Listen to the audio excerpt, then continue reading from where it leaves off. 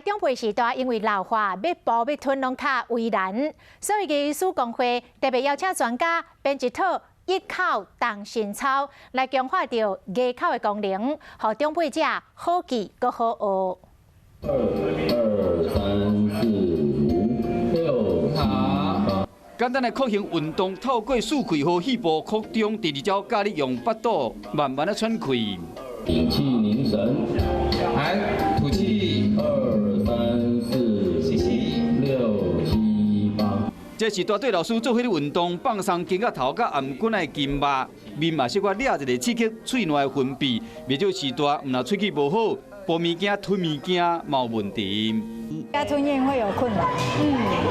会容易呛到，呛到就会变成